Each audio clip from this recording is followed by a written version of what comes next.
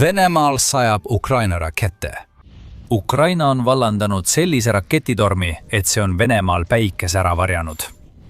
Baasid põlevad. Kogu Venemaal on tekkinud tõeline põrgu, sest osa nende kõige väärtuslikumatest sõjalistest varadest on jätnud maha vaid kõrbenud maa ja hirmutava mälestuse sellest, mida Ukraina just vallandas. Putinis sõjamasin on tükkideks rebitud, kuna Ukraina on purustanud kõike, alates raketitehastest kuni droonitehasteni. Need löögid olid tohutud. Need on toimunud kogu veebruari jooksul ja need algasid okupeeritud Donetski piirkondades, kus Ukraina lasi Ameerikas toodetud ATACMS rakette, et täielikult hävitada Venemaa plaanid edasi tungida nii Donetskis endas kui ka lähedal asuvas Zaporižžja oblastis. RFU News teatab sellest, mida Ukraina just korda saatis, märkides, et Ukraina kasutas oma võimsaid Ameerika rakette, et rünnata Venemaa 5. ühendvägede armee südant okupeeritud Donetski piirkonnas asuva Noa-Petrivka asula lähedal. See armee juhib Venemaa vägesid, kes tegutsevad Lõuna-Ukrainas, keskendudes eriti Huliapola piirkonnale ja Zaporižžja suunale. Ukraina reageeris 5. ühendvägede armee kohalolekule võimsa raketiga, millel on 230-kilogrammine lõhkepea, andes sellele piisavalt jõudu, et hävitada juhtimis- ja kontrollkeskused ning teised tugevdatud sihtmärgid. See oli juhtimiskeskus, mida Ukraina tabas Donetskis, nagu teatas ajakiri Military Watch 25. veebruaril. Samaaegses rünnakus, mis hõlmas ka lööke laskemoonaladudele, mehitamata õhusõidukite juhtimispunktidele ning eraldi juhtimis- ja vaatluspostile. Ukraina kasutas ATACMS rakette esimest korda mitme kuu jooksul, pärast perioodi, mil arvati, et riigil on USA's toodetud raketid otsa saanud. Tegelikult kasutas Ukraina seda relva viimati 18. novembril, kui viidi läbi rünnak Venemaa Voroneži piirkonnas. Venemaa lootis, et see jääb viimaseks korraks. Nii see aga ei olnud. Kogu komandopunkt on Donetskis rivist välja löödud ja see on alles Venemaa murede algus. Jääge meiega, sest me kajastame hulgaliselt Ukraina rünnakuid, mis lähevad veelgi sügavamale ja on veelgi tugevamad kui see ATACMSi rünnak. Aga jäädes korraks Donetskisse, aeglustas Ukraina oma ATACMSi rünnakuga Vene vägesid, kuna need keskenduvad üha enam Zaporižžjale ja lõunarindele. Mõlemad on oodatavad sihtmärgid eelseisvas kevadründeoperatsioonis, mis toimub koos eraldi pealetungiga, kus Venemaa peaks suunama 100 000 sõdurit sügavamale Ukraina idaossa. Üks Ukraina ametnik väitis 1. märtsil, et Kremlil on ambitsioonikas plaan vallutada 4 Ukraina regionaalset pealinna. Venemaa sihtmärkideks on Zaporižžja linn ise, samuti Herson, Mõkoladživ ja Odessa. Venemaal on endiselt ähmased plaanid luua puhvertsoon Ukraina Harkivi ja Sumi piirkondades, mida Venemaal ei õnnestunud üldse saavutada oma 2025. aasta suvise pealetungi ajal. Ukraina ATACMSi raketid lendasid, et hävitada juhtimispunkt, mis oleks mänginud suurt rolli Venemaa kavandatud pealetungide toetamisel. Vasturünnakud kogu Zaporižžja piirkonnas on samuti sundinud Vene vägesid taanduma positsioonidelt, mis oleksid olnud selle lõunapoolse pealetungi jaoks võtmetähtsusega stardikohad. RBC Ukraina andmetel on kontroll taastatud üle 300 ruutkilomeetri ehk umbes 115 ruutmiili territooriumi üle Huliapola ja Zaporižžja suunal Ukrainas veebruari seisuga. ATACMSi löök, mida nähti kuu lõpupoole, muudab Venemaal palju raskemaks sõdurite organiseerimise ja selle territooriumi tagasivõtmise ja see on alles algus. Ukraina raketid on lennanud igale poole. Järgmisena keskendume Ukraina löökide seeriale, mis olid mõeldud kogu Venemaa droonide ökosüsteemi purustamiseks kogu veebruari jooksul. Ja need polnud ainsad Venemaa õhuvõimu aspektid, mida Ukraina raketid sel kuul hävitasid, kuid selle teise aspekti juurde jõuame videos veidi hiljem. Kõigepealt Venemaa droonid. Neil oli veebruaris tõeliselt raske aeg. Umbes samal ajal, kui Donetski juhtimiskeskus jäi kõrbenud armiks, tulistas Ukraina rakettega Kapta lennuvälja pihta okupeeritud Krimmi poolsaarel. Droonide rindel oli see lennuväli sihtmärgiks, sest Venemaa on teadaolevalt just sellest lennuväljast lasknud oma Shahedi kaugmaadroonid Ukraina territooriumile. Kiev Posti andmetel rajati see konkreetne droonide stardipaik 2025. aasta septembri lõpus, seades ohtu mitmed Ukraina suuremad linnad. Väljaanne mainib Mikolajevit, Hersonit ja Odessat. Kõik need linnad võivad olla teile tuttavad Ukraina ametnike väidetest, et Venemaa kavatseb 2026 aastal keskenduda just neile olulistele piirkondlikele linnadele. Ukraina probleem ei seisnenud selles, et Venemaa lasi välja šahedeid. Seda on nad teinud suurem osa ajast. Ukraina probleem seisnes selles, et Katšeri lennuväli asub Ukraina territooriumile palju lähemal kui enamik kohti, mida Venemaa on seni droonide väljalaskmiseks kasutanud. Lähemal asuvad kohad tähendavad šahedide jaoks lühemaid lennuaegu. Ja nende lühemate lennuaegadega kaasneb vähem aega Ukraina õhutõrjel reageerimiseks ning väiksem oht, et šahedid lähevad lennupikkuse tõttu kursilt kõrvale. Kui Ukraina raketid tabasid Katšari lennuvälja, tegid nad seda just seetõttu, et Ukraina püüab kõrvaldada seda äsja tekkinud drooni ohtu. Põlevdroonide stardipaik ei ole Venemaa vägedele kasulik ning väikese lisaboonusena järgnes see viimane Katšari rünnak detsembri keskpaigas toimunud rünnakule, kus Ukraina hävitas AN-26 sõjalise transpordilennuki. Ukraina saadab selliste rünnakutega Putinile selge sõnumi. Krimm on haavatav ja Ukraina teeb kõik endast oleneva, et hävitada Venemaa droonirünnakud. Ja selle sõnumi kinnituseks ei olnud Katša ainus droonidega seotud sihtmärk, mille Ukraina veebruaris oma rakettide ja droonidega hävitas.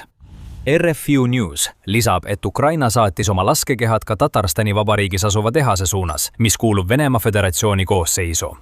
Selles rünnakus oli tore väike iroonia. Ukraina kasutas droone, et rünnata Tatarstani tehast, mis juhtumisi ehitab just neid samasuguseid Shahed-tüüpi droone, mille sarnased droonid neid ründasidki. Venemaa nägi enda poole lendamas justkui omaenda peegelpildi. Ainult, et see konkreetne pilt plahvatas, purustades kõik Venemaa lootused, et nad on Ukrainast ees kaugmaa droonide vallas. Ja samal ajal, kui see kõik toimus, võime pöörduda tagasi Zaporižja piirkonda. Seal tabas Ukraina samuti laovaru ja tehnikabaasi, mis asus Vassiljevka asula lähedal. See ladu oli seotud Venemaa Rubikoni üksusega, mis võib olla ainus Vene mehitamata jõudude üksus, mis suudab vastu astuda Ukraina eliitoperaatoritele. Raadio Vaba Euroopa, Raadio Vabadus, viis läbi põhjaliku uurimise Rubikoni üksuse kohta 2025 aasta septembris, paljastades, kuidas see on Ukraina vägedele kaost külvanud. Mis teeb Rubikoni Venemaa jaoks ainulaadseks, on see, et üksus on jagatud mitmeks osakonnaks. Rubikonist on saanud Venemaa eliittehnoloogiline üksus, mis tegutseb Ukrainas ja Venemaa piirialadel ning see saavutab edu tänu sellele, et iga operaator töötab just tema oskustele kõige paremini sobiva drooniga. Need, kes töötavad kõige paremini FPV droonidega, mis on lühimaadroonid ja mida kasutatakse eesliinil, keskenduvad sellele osakonnale. Teised Rubikoni operaatorid juhivad Shahedi droone, mida nad lasevad okupeeritud Ukraina aladelt, Ukraina linnade ja energiataristu suunas. Rubikon vastutab ka paljude droonide kaasdisaini ja testimise eest, mida tema ja Venemaa teised mehitamata süsteemide üksused kasutavad. Lühidalt öeldes on Rubikon Venemaa jaoks oluline tegija. Ukraina rünnakud Vassiljevka vastu võtavad Venemaalt ära droonid, mida see üksus kasutab. Lõppude lõpuks pole isegi maailma parimast droonioperaatorist kellelegi kasu, kui tema puldi teises otsas pole lendavat surmamasinat.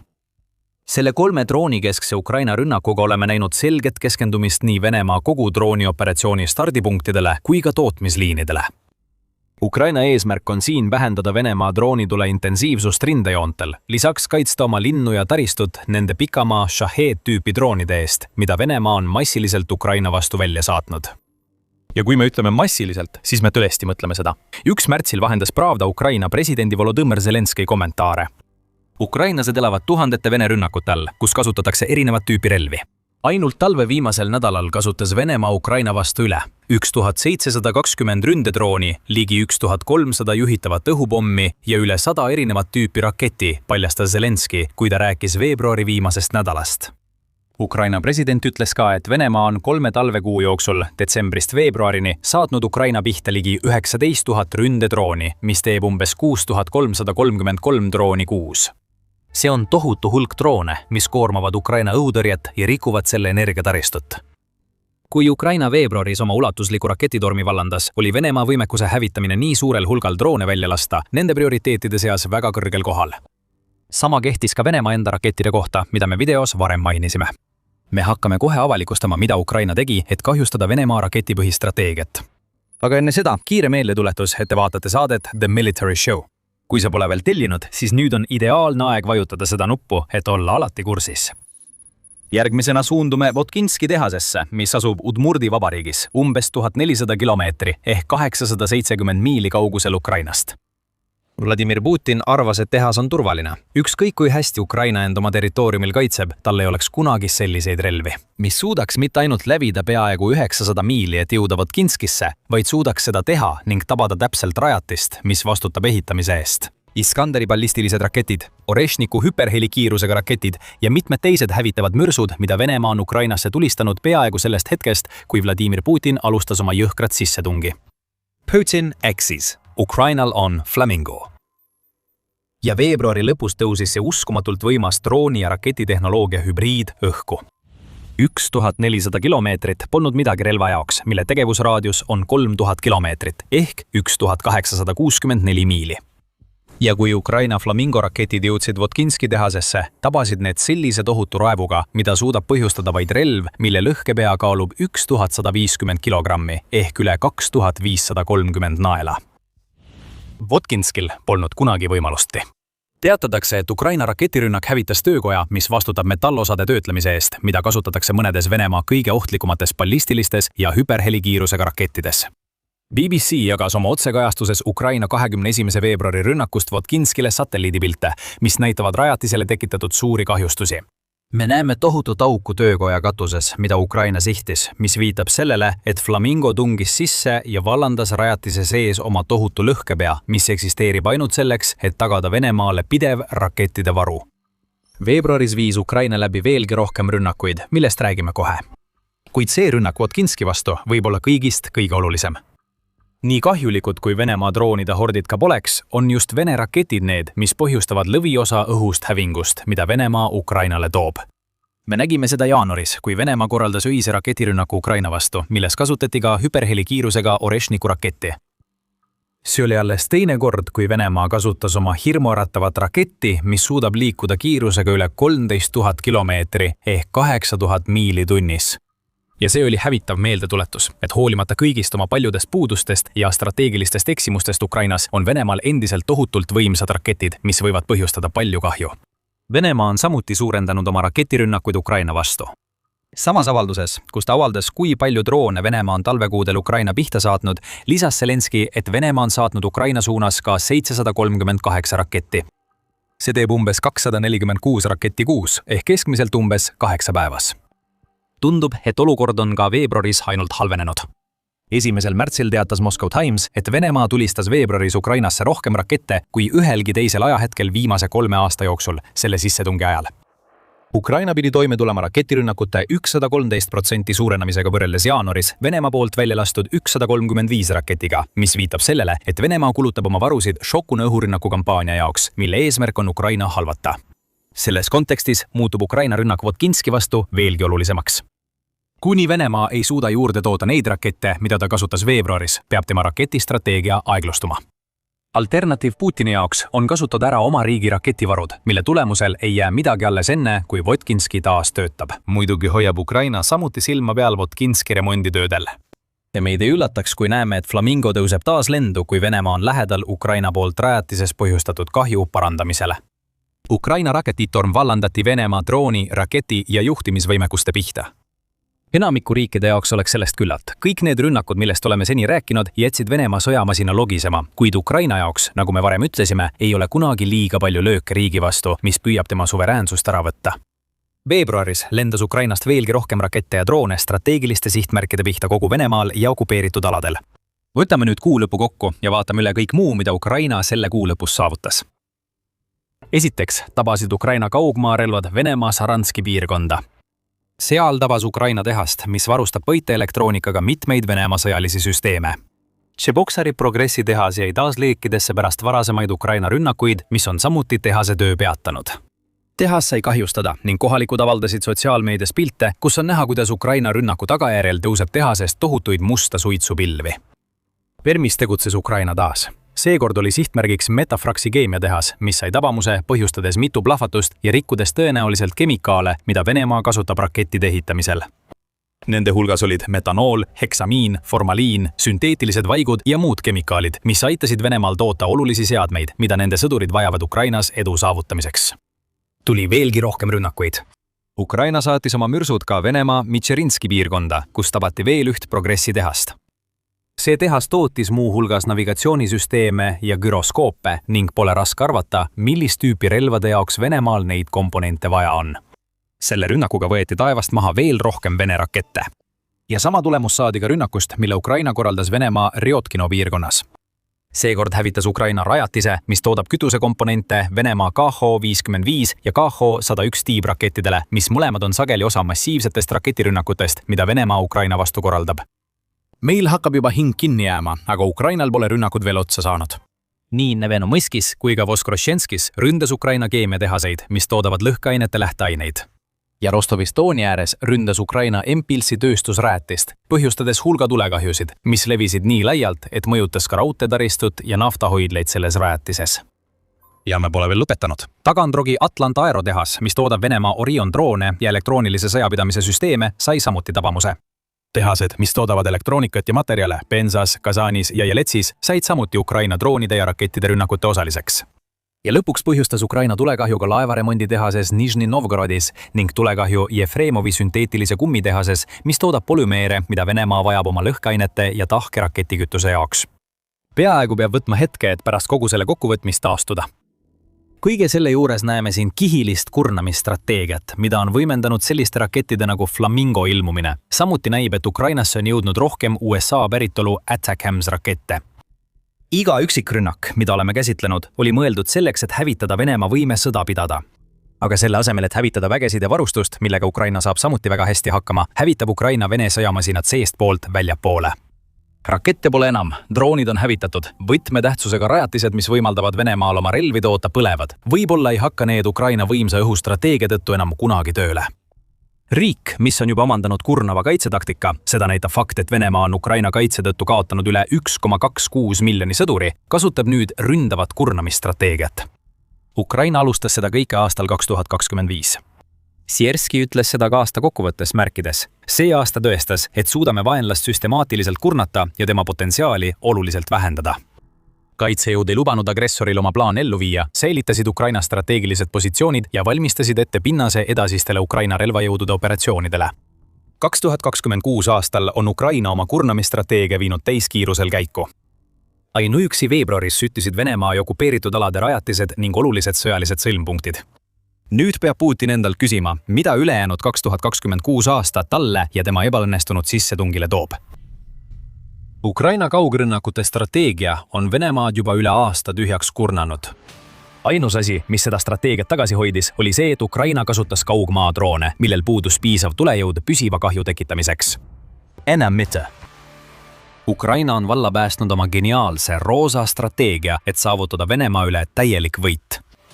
Flamingo on lendu tõusnud ja see teeb Venemaale peagi igaveseks lõpu. See uus strateegia ühendab jõu täpsusega, raketid droonidega, sügavad löögid Vene sõjamasina täieliku hävitamisega. Ja me nägime Ukraina roosa strateegia täiuslikku näidet tegevuses 21. veebruaril. Just siis kinnitas Ukraina kindralstaap, et nad kasutasid oma Flamingo rakette, et rünnata üht Venemaa kõige väärtuslikumat sihtmärki. Ukraina roosa oht lendas üle 1400 kilomeetri ehk 870 miili, et tabada otsetabamustega Votkinski raketitehast Venemaa Udmurdi vabariidis.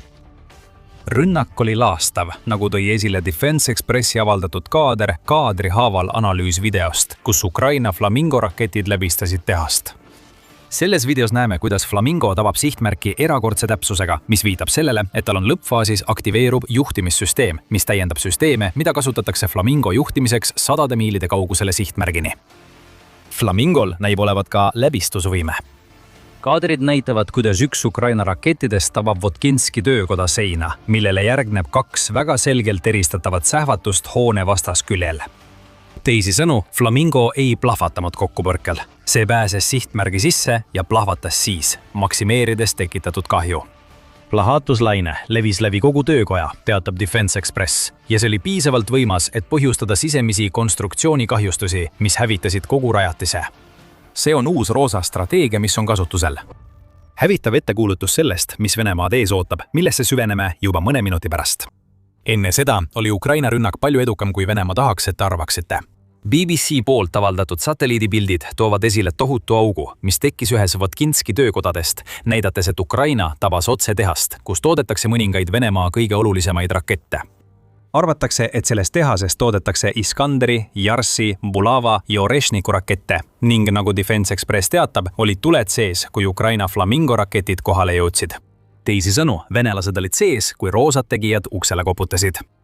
Ja kui Flamingo uksele koputas, saabusid raketid massiliselt. Pärast rünnakut kiitis Ukraina president Volodymyr Zelenski Ukraina uut roosat strateegiat. Pravda andmetel avaldas Zelenski, et iga rakett, mille Ukraina saatis Venemaa peamisse raketitehasesse, jõudis Votkinskisse.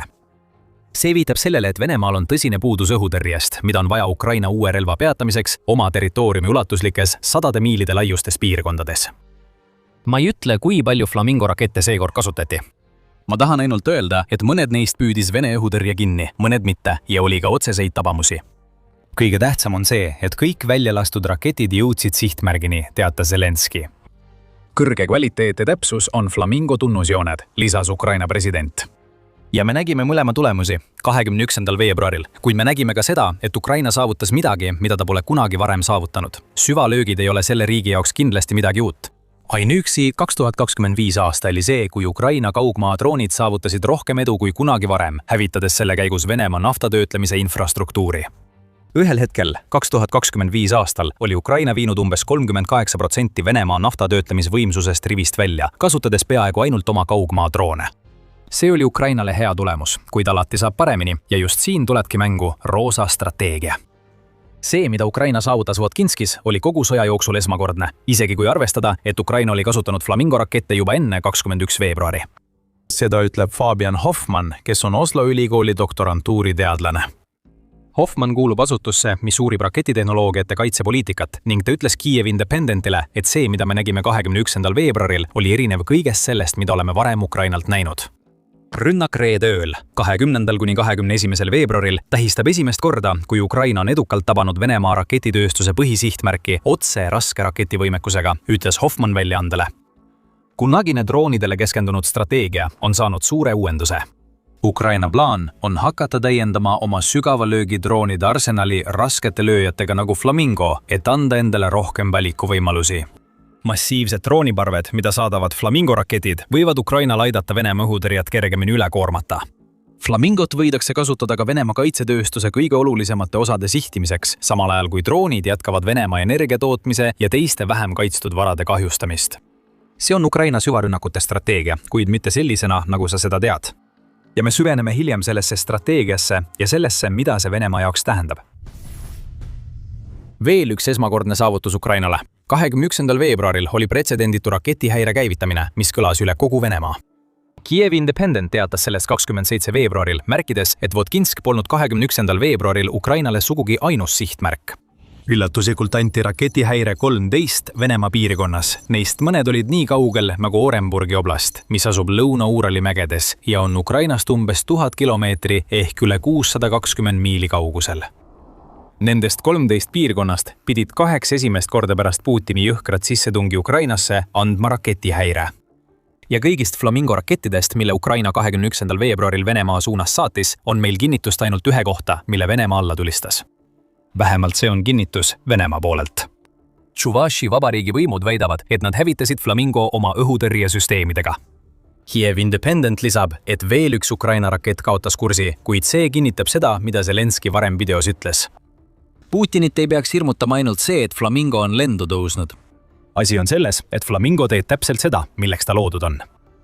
Roosa on Ukraina jaoks uus must ning Flamingo tõestab kiiresti, et on just see relv, milleks riik seda alati väitnud on. Pärast Flamingo väljakuulutamist 2025 aasta suvel, uudised Flamingo ja selle arenduse kohta vaibusid mõneks ajaks, enne kui Ukraina hakkas seda Venemaa vastu kasutama. Kuid see, mida oleme teada saanud Ukraina rakettide kohta, mida võiks täpsemalt kirjeldada kui drooni ja raketi hübriidi, on see, et need on kiiremad ja palju võimsamad kui kaugmaa droonid, mida Ukraina kasutas suurem osa 2025 aastast. Need droonid suudavad tavaliselt liikuda kiirusega 250 kuni 350 kilomeetrit tunnis, ehk 155 kuni 217 miili tunnis, mis teoreetiliselt teeb nende allatulistamise lihtsamaks kui rakettide puhul. Nende droonidega Ukraina poolt sooritatud edukate rünnakute arv viitab sellele, et oletatav kaitse lihtsus ei ole päris see, mida Venemaa lootis. Kuid isegi nii on Flamingo palju ohtlikum väljavaade. See suudab saavutada allhelikiiruse umbes 900 kilomeetrit tunnis ehk 560 miili tunnis ning säilitada selle kiiruse muljetavaldaval 3000 kilomeetri ehk umbes 1860 miili kaugusel. Ja kui Flamingo jõuab sihtmärgini, ei tooda kaasa tüüpilise kaugmaadrooniga võrreldavat väikest lõhkepead. See ei ole vaid paar kilogrammi tulejõudu, mis jõuab sellistesse kohtadesse nagu Votkinsk.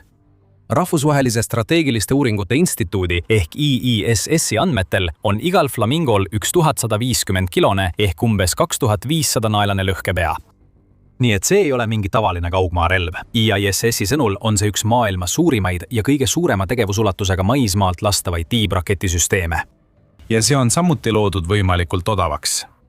Kuigi Ukraina pole avalikustanud tootmise täpset maksumust, näib, et Ukraina uus võimas relv maksab tõenäoliselt umbes $500,000 ühiku kohta, mis on tunduvalt vähem, kui võiks tiibraketi puhul oodata.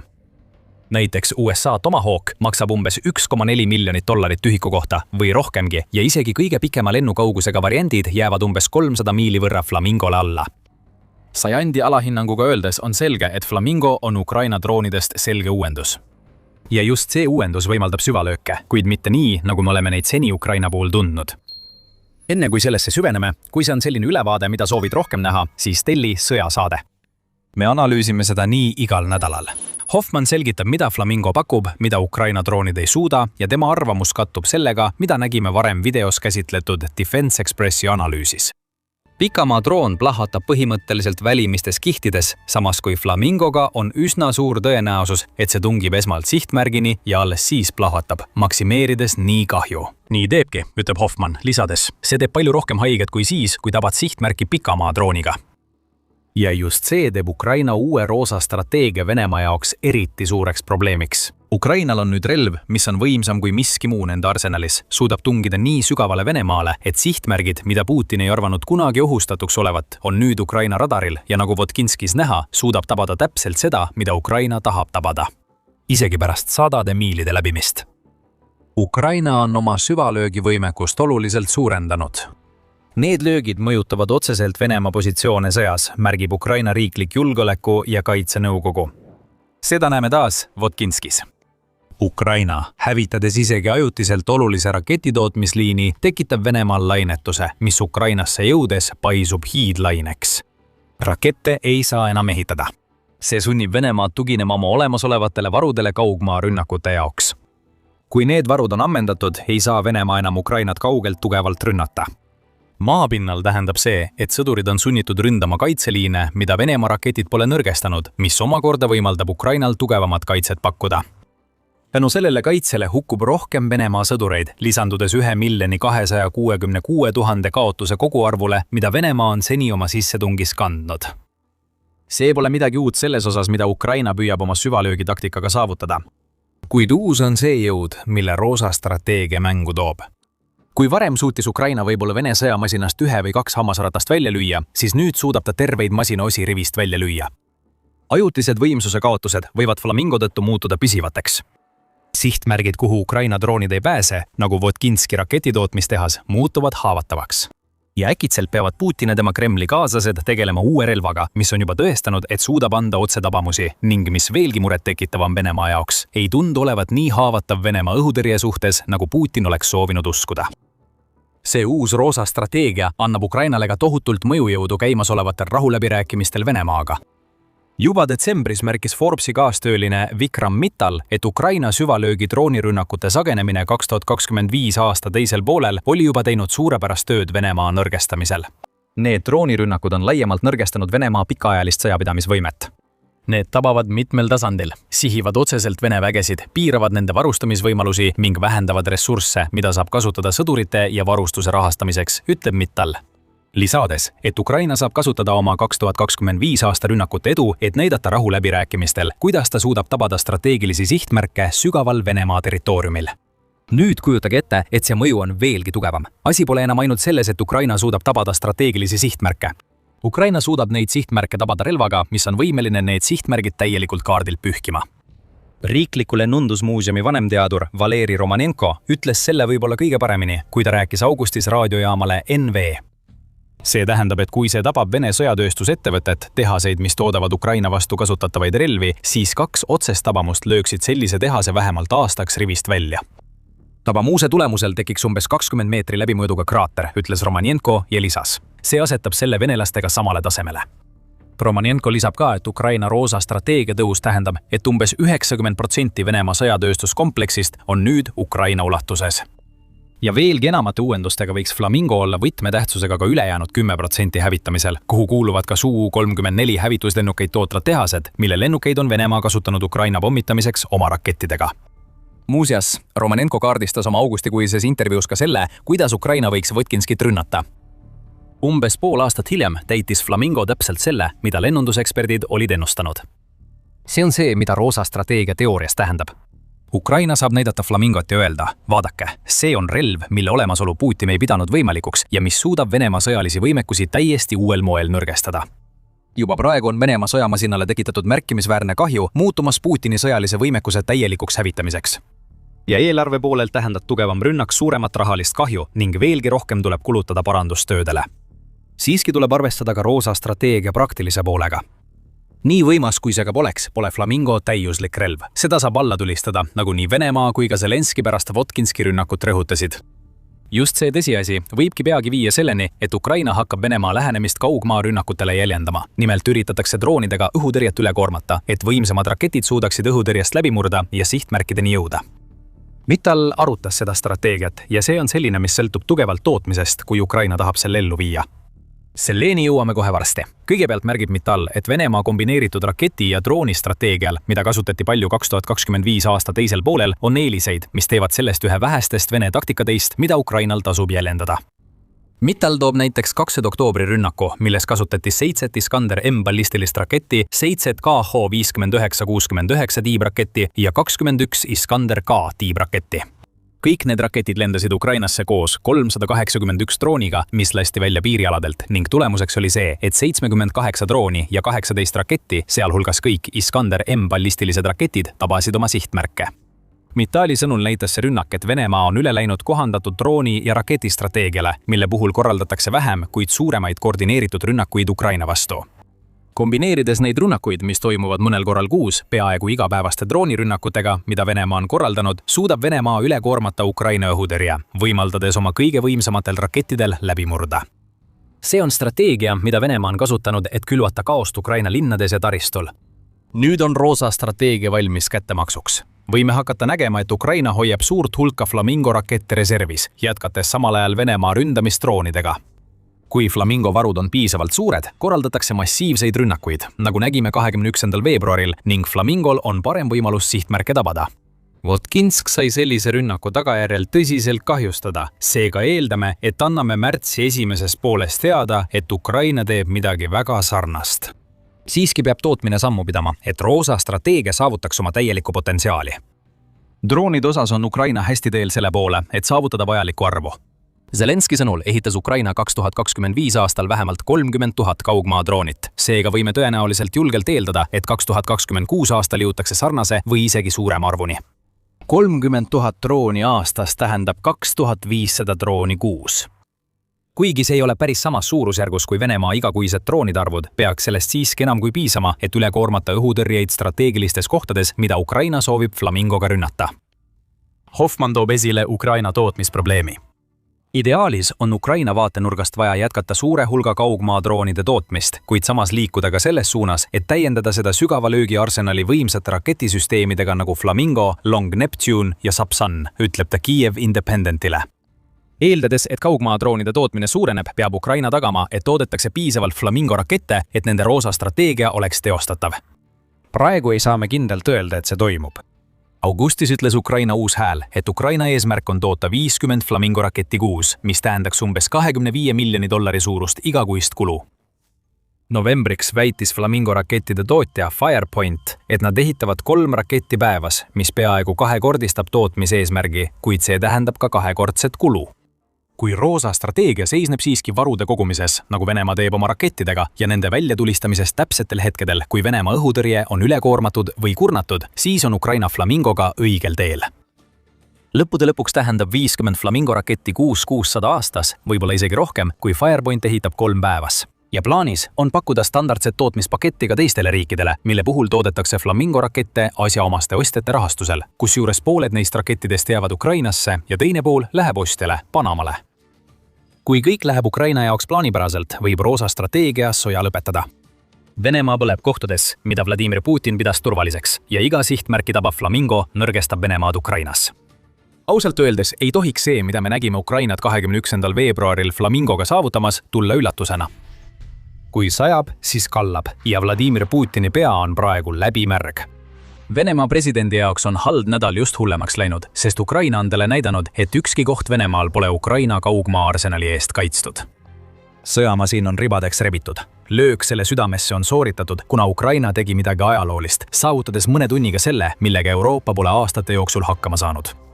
Venemaa edasiliikumine on peatunud, sest progressi on tabatud. Täpsemalt öeldes viis Ukraina 12 veebruari öösel läbi ajaloolise rünnaku Mišerinski Zavod progressi kaitsetehase vastu, mis põhjustas tohutu tulekahju ja paiskas suitsu tehase territooriumilt välja. Venemaa väed olid selle peatamisel abitud. United24 meedia teatel pidid sõdurid Ukraina lähenevate lendkehade peatamiseks kasutama käsitulirelvi, tõenäoliselt seetõttu, et tehases, mis on Venemaa sõjapingutuste jaoks ülioluline, puudusid õhutõrjevahendid.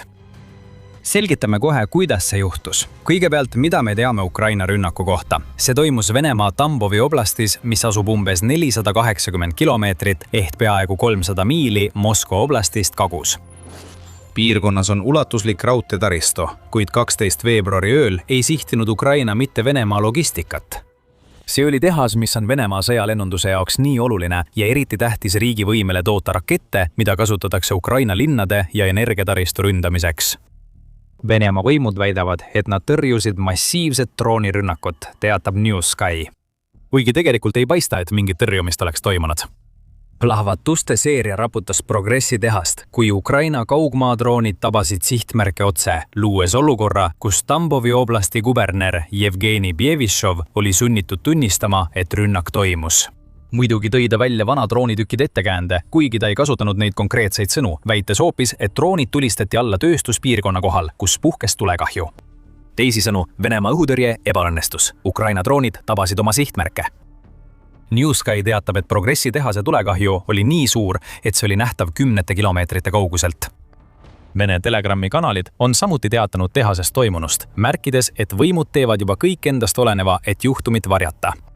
Tehase sissepääs on blokeeritud ja liiguvad kuulujutud ohvritest. Ausalt öeldes ei saa Venemaa eriti midagi teha, et uudiste levikut takistada. Nii suur tulekahju, mida on näha ka lähedal asuvast linnast, pole just lihtne varjata. See rünnak on Ukraina jaoks tohutu ja Vene sõjamasinale laastav. Miks? Mitšerinski Zavod Progressi tehas on Venemaa sõjamasinale täiesti eluliselt tähtis. Nagu Newsky oma 13. veebruari raportis rünnaku kohta välja toob, oli Ukraina rünnak kavandatud nii, et hävitada tootmishooneid, kus asub keeruline varustus, mitte tühje laoruume, mille kaotus Venemaale palju ei maksaks.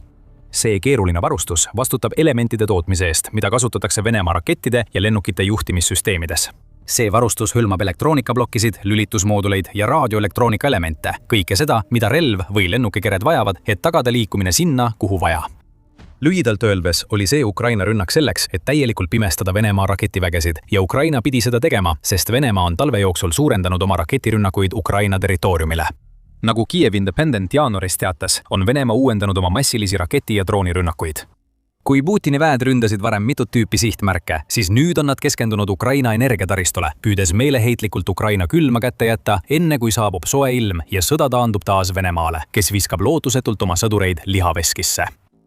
Venemaa uued taktikad, mida on toetanud suurenenud raketitootmine, mis näib viitavad sellele, et lääne sanktsioonid ei toimi, on mõeldud Ukraina õhutõrje ülekoormamiseks. Nii ütleb Ukraina kaitseekspert ja sõjaväelane Viktor Kevljuk, kes märgib, selline suurtes kogustes relvade segu viitab ründetaktika muutumisele. Ühe tüübi rünnakute asemel püüab Venemaa õhutõrjesüsteemi üle koormata keeruka ohtude kombinatsiooniga. Venemaa ballistiliste rakettide kasutamine ning see, kuidas rakettide rusud nüüd Ukrainasse langevad, viitab sellele, et paljud neist valmistati vaid nädalate jooksul enne kasutuselevõttu. Kõik see viitab sellele, et sanktsioonid ei täida oma eesmärki. Venemaa saab endiselt kätte rakettide valmistamiseks vajalikke komponente. Venemaa saab endiselt kätte kõik vajalikku, et sellised tehased nagu Progress saaksid jätkata juhtimissüsteemide ja muu varustuse tootmist, mis muudab need raketid töökõlblikuks. Progressi tehase ründamine oli suunatud Venemaa raketitootmise hävitamisele ühes selle allikatest.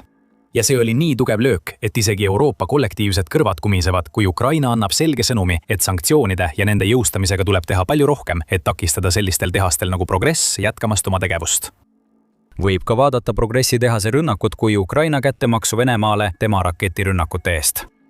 See on huvitav vaatenurk, sest nagu kirjutas Kiev Independent 14. veebruaril, on Venemaa püüdnud kujutada oma rünnakuid Ukraina energiarajatiste vastu kättemaksuna sügava löögi strateegia eest, mis hävitab Venemaad seestpoolt. Venemaa kasutab sageli selliseid väljendeid nagu sunnitud meetmed ja vastused, kui ta kirjeldab oma rünnakuid Ukraina vastu. Kõik need on mõttetud terminid, mille ainus eesmärk on üritada süüd oma raketirünnakute eest Ukrainale veeretada. Tegelikult, nagu ütleb King's College Londoni kaitseekspert Michael Clark, näivad Venemaa rünnakud Ukraina energiatootmisrajatiste vastu olevat spetsiaalselt suunatud tsiviilelanike mõjutamiseks, mis on automaatselt sõjakuriteo tõend. Ukraina kasutab seevastu oma kaugmaadroone ning, nagu näete, kui edasi vaatate, üha kasvavat rakettide ja droonrakettide varu, et rünnata nafta- ja kütteinfrastruktuuri, sõlimpunkte ja muid seaduslikke sihtmärke, mis nõrgestavad Vene sõjamasinat. Ukraina jaoks on kaitsepõhjendus täielikult õigustatud. Ja oma viimase rünnakuga Progressi tehase vastu on Ukraina teinud seda, mida Euroopa ei suutnud, sulgenud tehase, mis on Putini jõhkra kaugmaa strateegia üks võtmetugesid. See pole ka kõik, mida Progressi rünnakud saavutasid. Nagu New Sky märgib, ei toodetud selles nüüd põlevas tehases ainult raketikomponente ja õhusõidukite keresid. Väljaanne märgib, et Progressi tehas toodab ka seadmeid, mida kasutatakse nafta- ja gaasiturustikes, mille kaudu Venemaa transpordib oma tähtsamaid tooteid üle riigi ja mujale maailma. On peaaegu iseenesestmõistetav, miks see on veel üks oluline aspekt Ukraina ajaloolisest rünnakust Progressi tehasele. Kui Venemaa ei suuda oma torustikke ehitada ega hooldada, on Ukraina andnud veel ühe hoobi energiasektorile, mis on juba niigi kokku varisemas. Kreml teenis 2026 aasta jaanuaris energiatoodete maksustamisest 50% vähem tulu kui eelmisel jaanuaril. Ja kui lisada veel Progressi tehases toodetavad elektritooted tsiviilsektorile, siis saab Ukraina veelgi enam tuua Putini alustatud sõjavalu tagasi Venemaa rahvale. Venemaa reaktsioon on olnud huvitav. See on segu vaiksetest ülestunnistustest, nagu näeme tavapäraste droonirusude vabandustega ja väidetest, et Progressi tehase vastu suunatud rünnakut tõrjuti edukalt.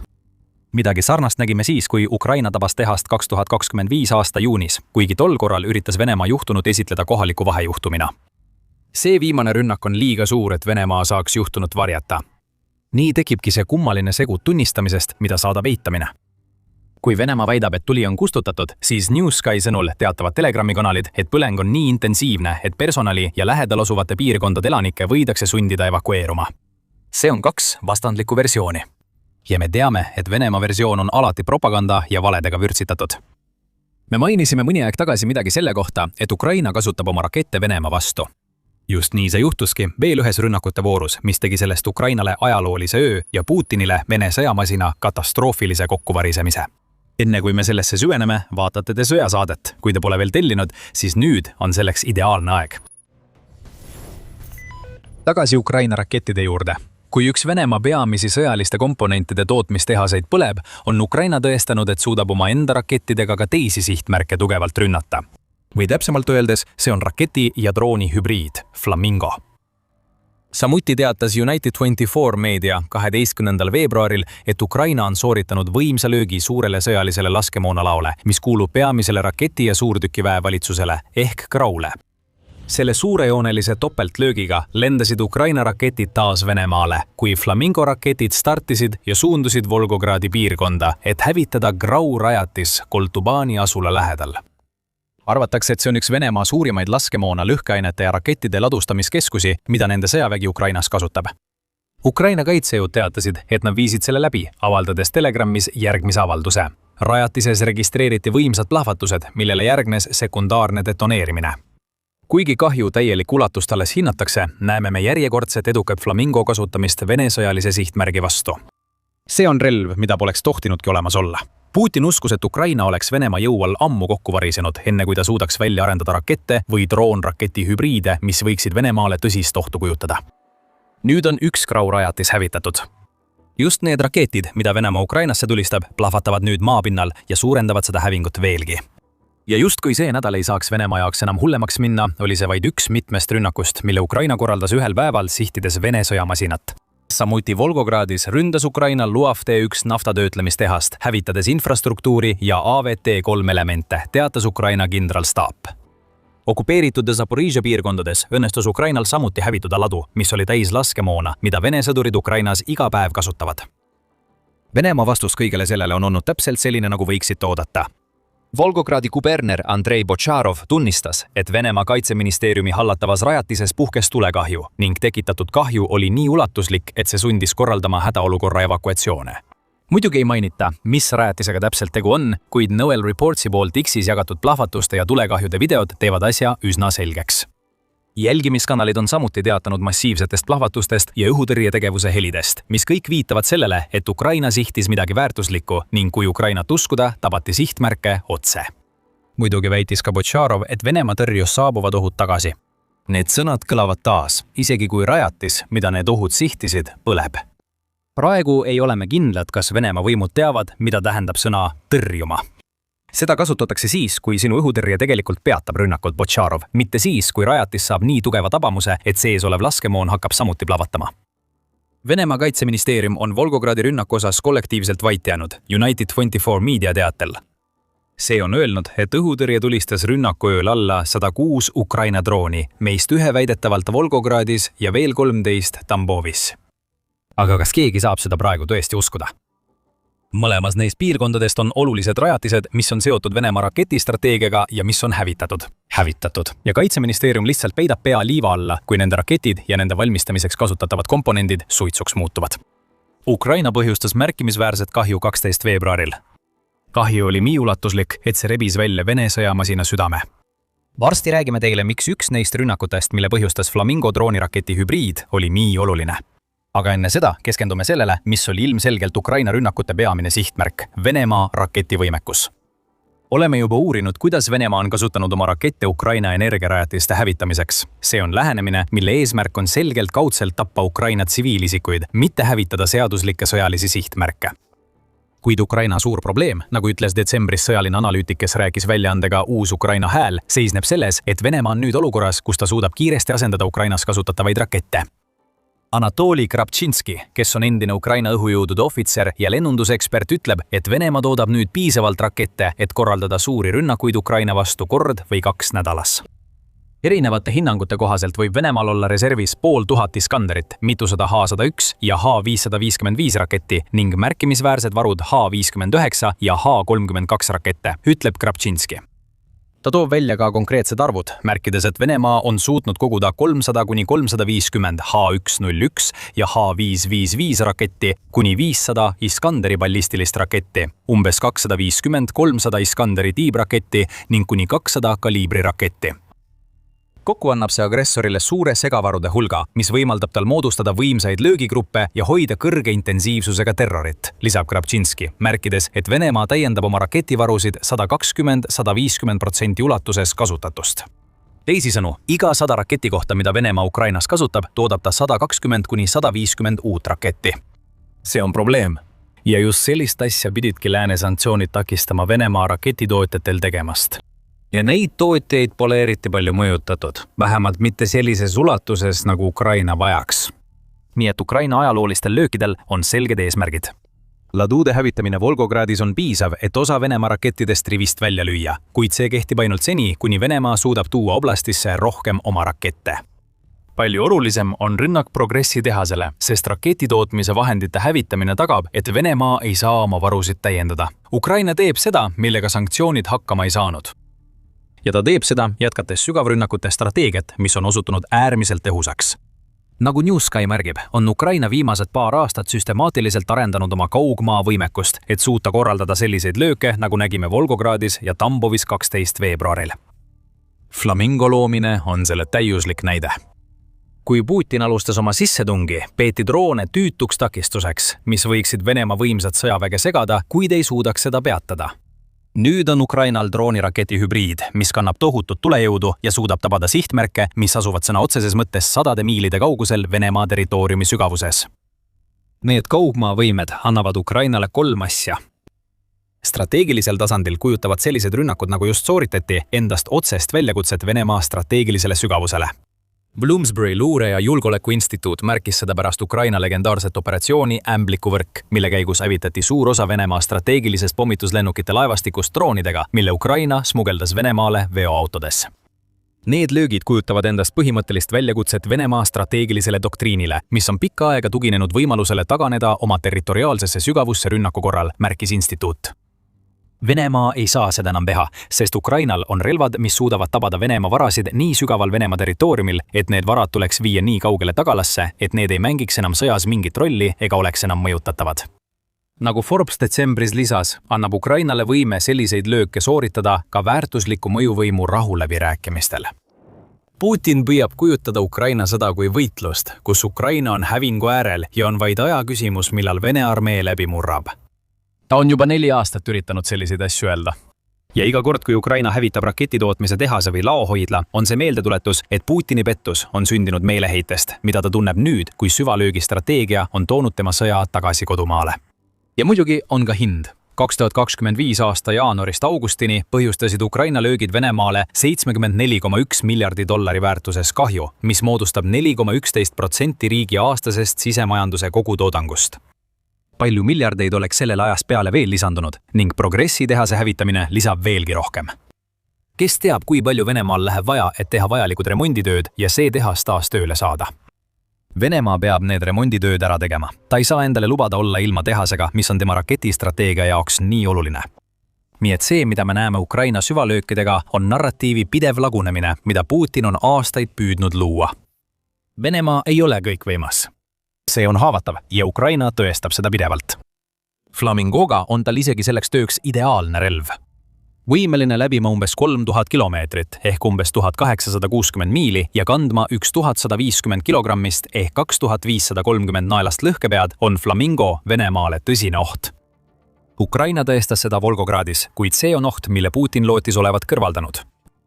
Veebruari alguses tuli uudis, et Venemaa oli harukordsel juhul, tuginedes luureandmetele, suutnud hävitada Flamingo rakettide tootmisliinid. Kuid Putin ei tähistanud oma võitu kaua. Nagu Ukraina president Volodymyr Zelenski ütles vaid paar päeva hiljem Münchenis, hävitati raketirünnaku tagajärjel üks suur tootmisliin, kuid ma saan sellest juba rääkida. See on juba ümber paigutatud ja tootmine on taastatud. Miski ei peata Flamingot. Korduvad rünnakud Vene varade vastu Volgogradis tõestavad seda, nagu ka jaanuarikuine rünnak Kapustinjari polügoonile, mida Venemaa kasutab oma Areshniku hüpersooniliste rakettide väljalaskmiseks. Ja kui Flamingo jätkab lendamist pärast seda, kui Venemaal ei õnnestunud tema tiibu kärpida, siis Vene sõjatööstuskompleks lämbub. Lihtne tõsiasi on see, et Venemaa ei suuda Ukrainas jätkata seda, mida ta teeb, kui ta kaotab selliseid rajatisi nagu Progressi tehas. Venemaal on vaja rakette. Tal on vaja töökorras lennukiraame. Iga löök, mis vähendab Venemaa kaugmaavõimekust, on löök, mis suurendab nii Ukraina ellujäämisvõimalusi, kui ka näitab, et riik muutub üha võimsamaks hoolimata kõigest, mida Putin üritab teha. Ukrainal kulus tunde selleks, mida sanktsioonid pole suutnud aastatega saavutada. Tõenäoliselt teeb Ukraina midagi sarnast väga varsti, sest muu hulgas on rünnakud sügavale tagalasse Ukraina tee võiduni Venemaa üle. Venemaa president Vladimir Putin on näinud oma võimu ja populaarsuse langust alates saatuslikust otsusest tungida Ukrainasse 2022 aastal. Tema riik on isoleeritud.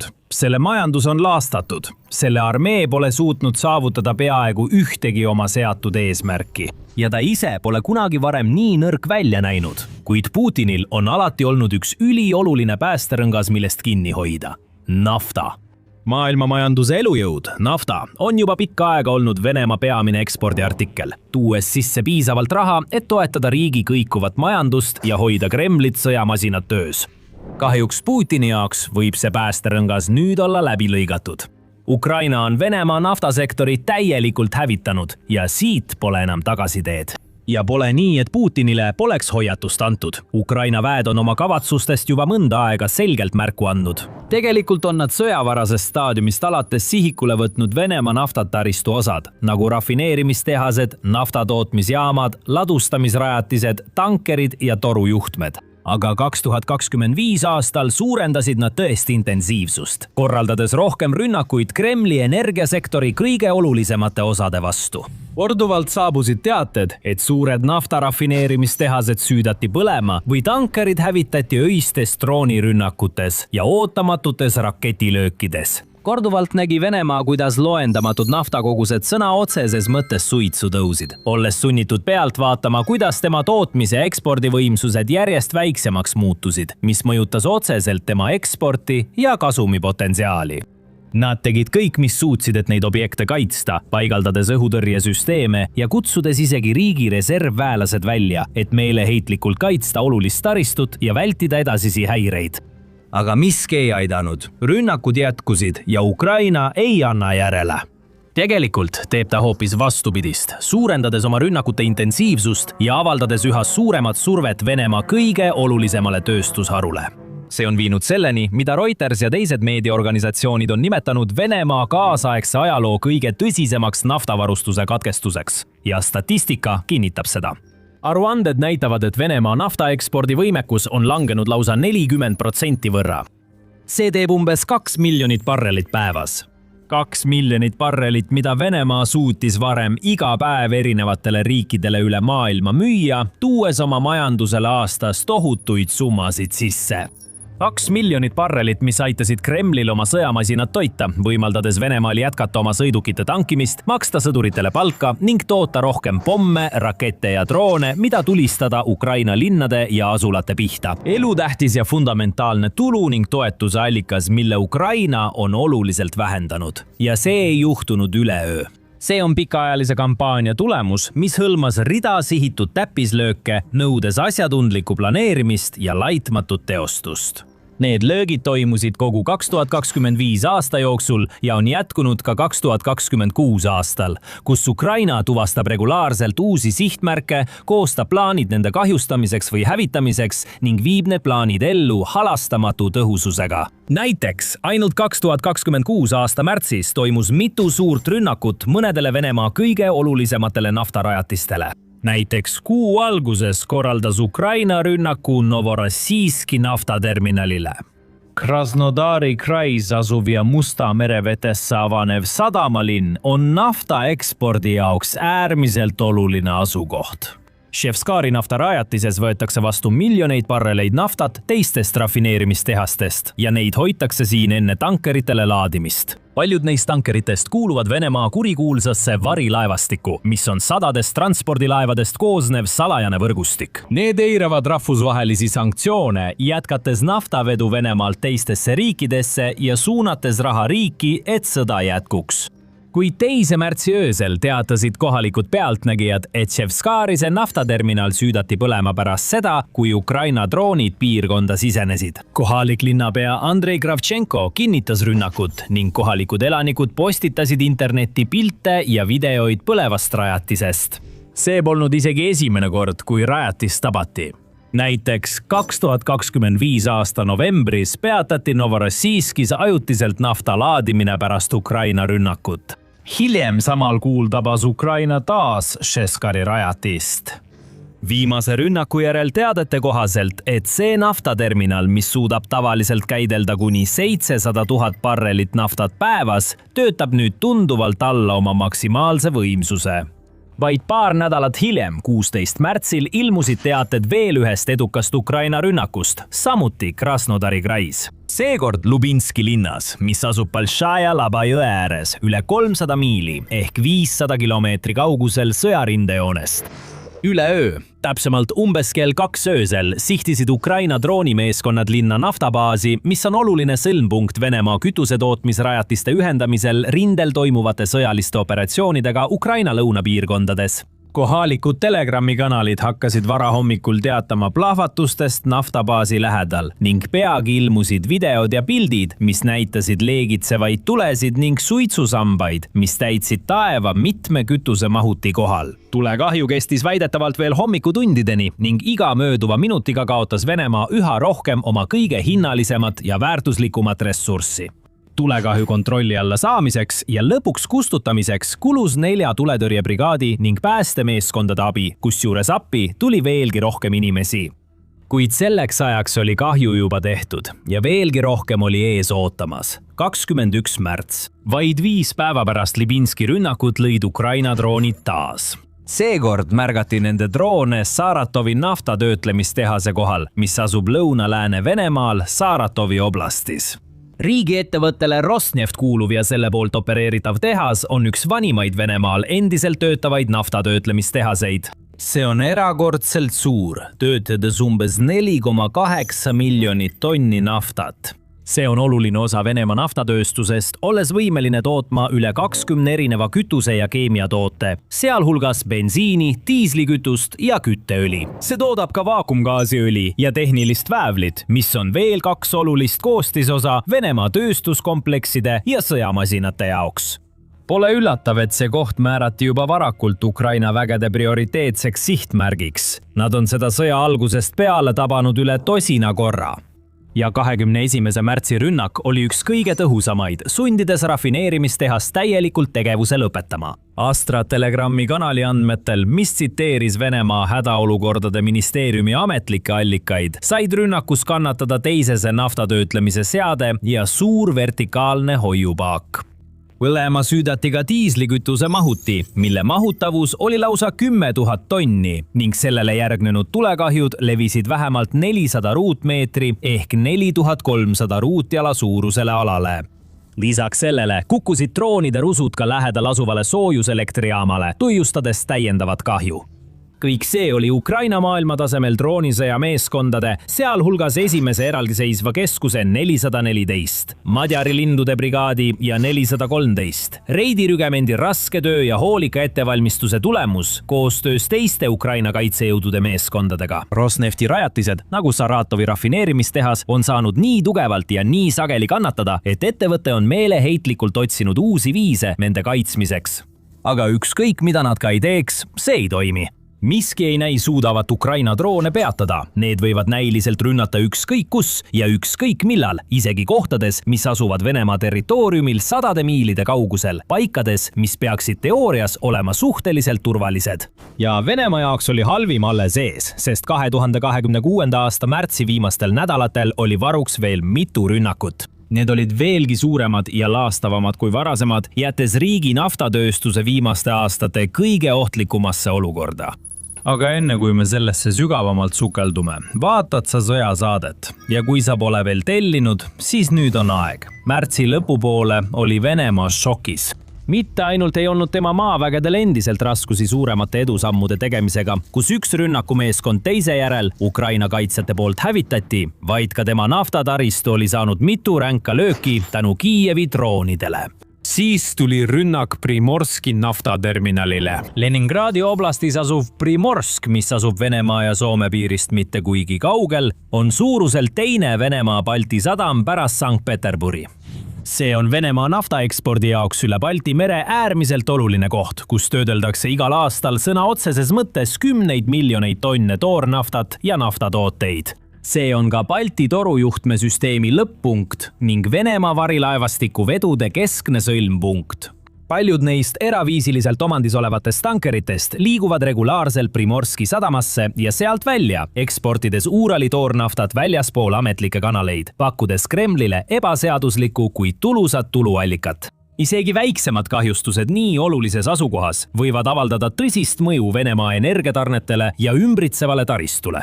Aga Ukraina ei piirdunud väiksemate kahjustustega. Ta tahtis sadama põlema panna, õhjustades võimalikult palju segadust ja hävingut. Nii alustasid Kiievi väed 23. märtsi öösel ulatuslikku droonirünnakut, kus arvukad droonid suundusid Primorski poole. See oli osa palju suuremast rünnakust, mille käigus Vene ametnike teatel tulistati alla ligi 250 drooni mitmes piirkonnas, sealhulgas Leningradis, Kurskis, Moskvas ja Bilgaretis. Hoolimata piirkonnas asuvatest Vene õhutõrjesüsteemidest jõudsid mõned Ukraina droonid edukalt sihtmärkideni, põhjustades ulatuslikus naftaekspordikeskuses suure tulekahju. Töötajad evakueeriti kiiresti ja tegevus peatati, kui tuli levis. Kahjustusi raporteeriti nii mahutipargile kui ka nafta käitlemise infrastruktuurile. Piirkonna kuberner Aleksandr Droždenko kinnitas, et droon tabas kütusemahutit, millest tulekahju alguse sai. Tulekustutusmeeskonnad saadeti sündmuskohale, kuid neil oli raskusi tule leviku piiramisel. Sotsiaalmeedias jagatud piltidel oli näha, kuidas paks must suits tõusis rajatise kohale veel mitu päeva pärast rünnakut. Satelliidipildid kinnitasid samuti, et vähemalt 4 eraldi kütusemahutit olid süttinud ning kuigi rajatis suutis lõpuks taas tööd alustada, toimus see oluliselt väiksema võimsusega. 25. märtsil tulid droonid taas ja panid veel ühe Venemaa naftasadama Utsluga põlema. Hoolimata sellest, et see asub umbes 1000 kilomeetri ehk 620 miili kaugusel Ukraina piirist, suutsid Kiievi uskumatud droonimeeskonnad edukalt saata oma mehitamata õhusõidukid kogu tee sellesse Läänemere baasi Venemaa loode osas, Leningradi oblastis. Kuberner Droždenko oli taas sunnitud olema halva uudise tooja, teatades Vene avalikkusele, et tuletõrjujad kutsuti välja järjekordset tulekahju kustutama. Droždenko püüdis samuti rünnaku mõju pisendada, kuid sotsiaalmeedia raportid ja internetti postitatud pildid rääkisid hoopis teistsugust lugu. Elanikud lugesid piirkonnas vähemalt 10 plahvatust. Kohalikud rääkisid ka tohutust helendavast tulest, mis valgustas öist taevast ning mustast suitsusambast, mis täitis õhku koidu saabudes. Ka seekord oli rünnaku sihtmärgiks üks Venemaa naftatööstuse tootlikumaid objekte. Väidetavalt suudab Utsluga sadam käidelda umbes 700 000 barrelit naftat iga päev. See on ka ülimalt oluline tootmiskoht, kus töödeldakse igal aastal kuni 45 miljardit kuupmeetrit maagaasi. Samuti toodetakse seal umbes 30 miljonit tonni veeldatud maagaasi LNG, samuti miljoneid tonne etaani ja veeldatud naftagaasi LPG. Kuna see on nii oluline asukoht, on Ukraina seda korduvalt sihikule võtnud. Esimene suurem rünnak Ukraina julgeolekuteenistuse poolt toimus juba jaanuaris 2024. Teine rünnak viidi läbi augustis 2025. Märtsis 2026 toimunud rünnak on vaid viimane ränk hoop sellele kurnatud rajatisele, nagu mitmed raportid kinnitavad. Kogu terminal, mis ekspordib ka teisi kaupu, nagu kivisüsi, teravili ja väetis, tuli sulgeda ja isoleerida, kuni tuletõrjujad tulekahjuga võitlesid.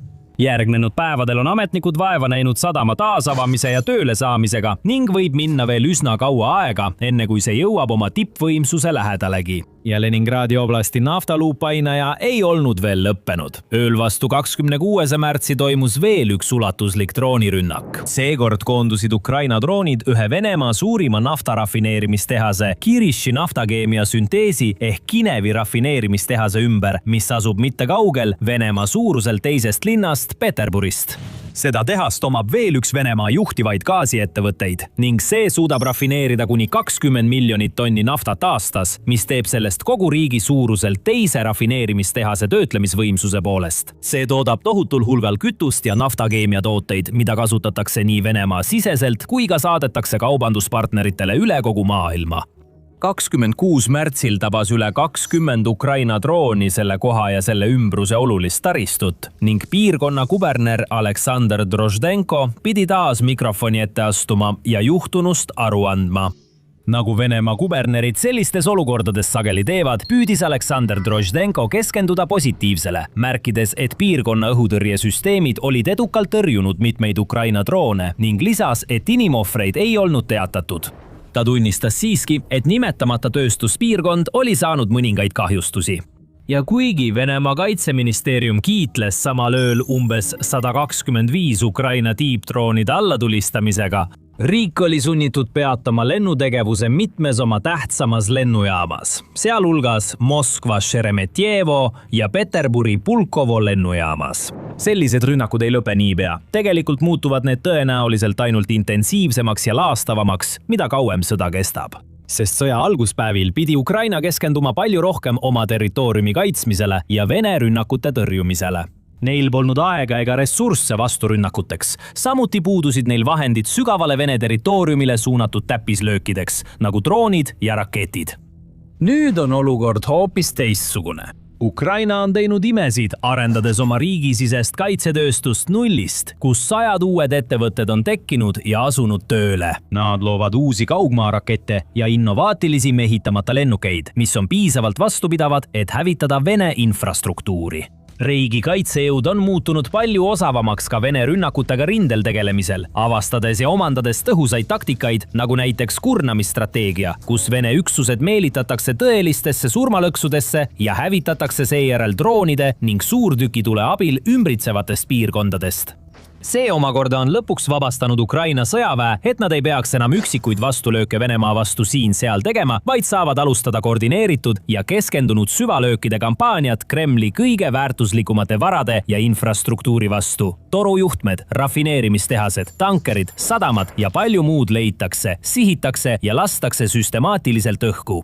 Ja kuigi Ukrainal ei pruugi veel olla piisavalt tulejõudu, et neid rajatisi täielikult hävitada, loeb iga tekitatud kahju, ükskõik kui väikesega poleks. Iga droon mängib oma rolli, iga tabamus loeb ning iga tulekahju ja plahvatus toob Venemaale kaasa kaotusi ja kahju, mille pärast nad teavad muretsema. Ja iga kord, kui mõni neist suurematest objektidest saab tabamuse, tuleb see peaaegu alati ajutiselt töölt maha võtta, kuni personal evakueeritakse, tulekahjud kustutatakse ning kahjustatud alad üle vaadatakse ja parandatakse. Nii suurtes rajatistes võib isegi mõnetunnine seisak maksta miljoneid dollareid. Seega, kui Ukraina suudab mitmed rafineerimistehased korraga mitmeks päevaks rivist välja lüüa, on sellel tõesti suur mõju. See tabab Putinit ja tema Kremli käsilasi kõige valusamalt, nende rahakotti. Iga selline rünnak kahjustab Venemaa majandust, muutes neil vajaliku raha hankimise sõja jätkamiseks palju raskemaks. ja kuna riik juba niigi võitleb värbamisraskustega, kannab rohkem kaotusi, kui suudab taluda ega saavuta lahinguväljal olulisi edusamme, muutub Putini olukord üha sünkemaks. Ta on kinni sõjas, mida tal pole mingit võimalust võita vastase vastu, kes muutub iga päevaga tugevamaks. Tema riigi majandus on varemetes. Paljud tema liitlastest on ta peaaegu täielikult hüljanud. Rahvusvaheline kogukond jätkab tema rahva isoleerimist ja tema oligarhide karistamist. Ja see ainus päästerõngas, millest ta on kogu selle aja meeleheitlikult kinni hoidnud, tema jõukas naftatööstus, on jõudnud oma ajaloo nõrgimasse punkti. Ukraina jaoks tasub naftataristu sihtimise taktika end kindlasti ära. Ukraina president Volodymyr Zelenski on korduvalt väitnud, et Venemaa naftatööstuse purustamine on kiireim ja tõhusaim viis selle sõja lõpetamiseks ja andmed tõestavad, et tal on õigus. Kui Ukraina suudab selliseid rünnakuid jätkata või isegi hoogustada neid täiendavate droonide või isegi raketilöökidega, ei jää Putinil muud üle, kui oma väed välja viia või vaadata, kuidas kogu tema riik maani maha põleb. Viimastel nädalatel on Ukraina intensiivistanud oma rünnakuid Venemaa energiataristu vastu, eriti just suuremate naftatöötlemistehaste vastu. Vapustavad kaadrid apokalüptilistest tulekahjudest, mille põhjustasid rünnakud Primorski ja Utsluga naftasadamatele Leningradi oblastis, jõudsid rahvusvaheliste uudiste pealkirjadesse. Satelliidipildid kinnitasid hiljem mõlemas kohas suuri kahjustusi. Need rünnakud on olnud tõsine löök Vene sõjamasinale. Miks? Sest Venemaa naftaekspordi tabamine tähendab selle sõjalise jõu löömist kõige valusamasse kohta, rahakotti. Lisaks Primorski ja Utsluga rünnakutele on Ukraina korraldanud veel rünnakuid 2 teisele Vene rafineerimistehasele. Kirishi Nefteorgsyntes ehk Kinev, mis asub Kirishi linnas Leningradi oblastis, ja Jaroslavli Nefteorgsyntes ehk Janos, mis asub Jaroslavli linnas samanimelises oblastis. Need rünnakud võivad põhjustada Vene sõjaväe seiskumise, kuid täiesti mehaanilistel, mitte rahalistel põhjustel. Siin on, mida Ukraina tabas ja miks need löögid on Kremlile nii suur hoop. Kirishi Nefteorgsyntes ja Jaroslavli Nefteorgsyntes rafineerimistehased asuvad mõlemad umbes 430 kuni 435 miili kaugusel lähimast Ukraina piirist. Aga need ei ole lihtsalt suvalised rafineerimistehased. Venemaal on kokku vähemalt 50 rafineerimistehast, mis näitab, kui ulatuslik on riigi naftatööstus. Kinev peetakse suuruselt teiseks ja Janos 4. Nende 2 rafineerimistehase hinnanguline toodang on vastavalt umbes 380 000 ja 300 000 naftabarrelit päevas. Venemaa kogu rafineerimisvõimsust hinnatakse umbes 6,5 kuni 6,6 miljoni barrelini päevas. Seega kaotab Venemaa iga päev, mil need 2 rafineerimistehast ei tööta, veidi üle 10% oma kogu rafineerimisvõimsusest. See on tohutu. Kuna Ukraina ründas neid rajatisi märtsi lõpus, näivad mõlemad rajatised olevat täielikult rivist väljas. On lähenemas nädal ilma igasuguse toodanguta ja tööde taastamise ajakava pole teada. Koos rünnakutega lähedal asuvatele Primorski ja Ust-Luga naftaekspordikeskustele kaotab Venemaa tohutult tulu naftaekspordist ja see kõik juhtub täiesti valel ajal. Üle kogu maailma on nafta hind hüppeliselt tõusnud, kuna Iraan sulges Hormuzi väina vastuseks USA ja Iisraeli rünnakutele. Umbes 20% maailma naftakaubandusest läbib neid väinu ning nende sulgemine, mis on kestnud juba kuu aega, on põhjustanud selle, mida mõned on nimetanud ajaloo suurimaks naftavarustuse šokiks. Probleem on nii terav, et USA on ajutiselt tühistanud sanktsioonid Venemaa ja isegi Iraani naftaekspordi suhtes, et proovida seda puudujääki korvata. Vene president Vladimir Putin oli lootusrikas, et Venemaa nafta järele tekib tohutu nõudlus, et katta puudujääk, eriti kui hind on 2 kuni 3 korda kõrgem kui varem saadud. Kuid tegelikkuses toimub vastupidine. Praeguste hindade juures kaotab ta nende 2 rafineerimistehase ja naftat vedavate sõimpunktide rünnakute tõttu päevas 50 kuni 100 miljonit dollarit. See peab olema valus, kuid need rünnakud Kirishi ja Jaroslavli rafineerimistehastele on talle veelgi suurema peavalu põhjustanud, sest need 2 tehast ei tooda mitte ainult tavalist kütusevalikut, vaid mitmeid erinevaid kütuseliike. Nad toodavad ka suurema osa Venemaa spetsialiseeritud tööstusõlidest, sealhulgas neid, mida sõjavägi palju kasutab. See tähendab, et kui Ukraina suudab need lõplikult rivist välja lüüa, jääb Putini sõjamasin üha enam seisma, kui mitte täiesti kinni. Tehniliselt on olemas ka kolmas rafineerimistehas, mis toodab tööstusõlisid, mida Vene sõjavägi vajab liikumiseks. Lukoili Volgogradi Neftepereработка rafineerimistehas Volgogradis. Tootmisvõimsusega 280 000 kuni 300 000 barrelit päevas, mis moodustab umbes 5% Venemaa kogu rafineerimistoodangust, on see Lõuna föderaalringkonna suurim rafineerimistehas. Kuid ka seda on Ukraina korduvalt rünnanud. Ukraina on tabanud seda tehast 9 korda. Viimane rünnak 11. veebruari õhtul kahjustas olulist toornafta destilleerimisseadet, mis moodustab umbes 40% tehase võimsusest, sundides kogu tootmise peatama. Märtsi lõpuks on tehas endiselt suletud ja taaskäivitamise ajakava pole avaldatud. Nii et Putini jaoks pole seal erilist leevendust. Volgogradi tehas on spetsialiseerunud nafta süvatöötlemisele, tootes standardset diislikütuste, bensiini ning ka erikütuseid nagu lennukikütus, kütteõli, bituumen ja määrdeained. Ja paljud neist on Vene sõjaväe jaoks üliolulised. Sa ei saa hoida hävitajaid ja strateegilisi pommitajaid õhus ilma lennukikütuseta. Ja sa ei saa hoida soomukeid, mobiilseid õhutõrjesüsteeme ega suurtükke liikumas ilma vajalike määrdeaineteta nende paljude oluliste liikuvate osade jaoks. Putini jaoks pole see mitte ainult topelt, vaid 3-kordne probleem. Riigi suurusel teise rafineerimistehasena toodab Kinev umbes 80 erinevat toodet. Nende hulka kuuluvad mootoribensiinid, diislikütused, lennukikütus, kütteõlid, naftapitumenid, vedelgaas, naftaaromaadid ja lahustid, parafiinid, väävelhape, väävel ja palju muud. Oluline on see, et tehas toodab praktiliselt kõiki lennukikütuse liike, nii tsiviil- kui ka sõjalennunduse jaoks. Sinna hulka kuuluvad TS1, T1, T1S, T2 ja RT-tüüpi lennukikütused. Kõige sagedamini kasutatakse TS1 tüüpi kütust, mida peetakse võrreldavaks lääne Jet A1-ga. See on standardne petrooliumil põhinev reaktiivkütus, mida kasutatakse enamikus Vene sõjalennukites ja tsiviillennukites. See on tuntud oma paremate külmakindlate omaduste poolest, kuna selle külmumispunkt on väga madal, -58 kraadi Fahrenheiti järgi. RT, mida mõnikord nimetatakse ka PT-ks, kuna see on nii kirillitsas kirjutatud, on TS ühe kõrgema kvaliteediga variant. Seda kirjeldatakse sageli kui ühtset Venemaa kütust all- ja ülehelikiirusel lendavatele lennukitele. RT on hüdrotöödeldud toode, millel on kõrgemad kvaliteedinõuded ja seda kasutavad ülehelikiiruselised lahingulennukid nagu Su-30 missioonidel, kus kütus võib kuumeneda. Nii et iga päev, mil Kinev on rivist väljas, jätab Venemaa õhujõud ilma olulistest kütustest, mida neil on vaja oma hävitajate ja pommitajate õhus hoidmiseks. Pole teada, kui suured varud neid spetsiaalseid kütuseid Venemaal on, kuid operatsioonide tempo Ukrainas viitab sellele, et need ei kesta kaua. Aga Putini probleemid pidevalt rivist väljas oleva Kinevi tõttu ei piirdu ainult lennukikütustega. Kinev on ainus rafineerimistehas, mis on selgelt tuvastatud kui F5 ja F12 laevakütuseõlide tootja Venemaa mereväe jaoks. Need õlid on üliolulised selleks, et hoida suuri sõjalaevu, nagu aurujõul töötav lennukikandja Admiral Kuznetsov ja projekti 956 Save Immune klassi hävitajad liikumas.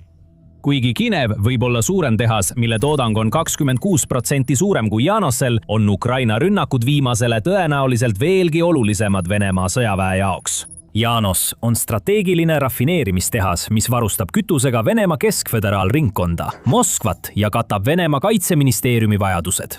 Kuid see on ka Venemaa juhtiv spetsialiseeritud õlide ja määrdeainete tootja, mille töötlemisvõimsus on 15 miljonit tonni naftat aastas. Selle peamiste toodete hulka kuuluvad mootoribensiinid, diislikütus, lennukikütus, kütteõli, teede, katuse ja ehituspiduumenid, parafiinvahatooteid, aromaatsed süsivesinikud ning baas, kompressori, transmissiooni ja tööstusõlid. Eriti tasub mainida, et Janos on ainus spetsiaalse artilise diislikütuse tootja, mis on välja töötatud vastavalt Venemaa kaitseministeeriumi ainulaadsele standardile. Kütus toimib tõhusalt kuni -85 kraadini Fahrenheiti järgi ning saavutab oma erakordse madala temperatuuri taluvuse ilma lisaaineteta. Selle asemel tugineb see täiustatud rafineerimisprotsessidele, nagu isode vahatamine, et tagada töökindlus Arktika ja Antarktika tingimustes. Lisaks kasutatakse Janosis toodetud turbiini, tööstus, kompressori ja transmissiooniõlisid ning määrdeaineid laialdaselt sõjalises ja eriotstarbelises varustuses. Samuti kasutatakse baasõlisid, mida kasutatakse edasiseks määrdeainete ja eriliste omadustega õlide tootmiseks. Eriti toodab Janoos õlisid ja määrdeaineid T90M, T72B3M ja T62 tankide mootoritele ja transmissioonidele. Kogu Venemaa soomusmasinate ja soomustransportööride valik. Rasked mitmeteljelised platvormveokid, mida kasutatakse strateegiliste raketisüsteemide transportimiseks, strateegiliste raketivägede transpordilaadimissõidukid, rasked Kamaz-tüüpi veoautod, insenertehnika ja erisõjaline varustus.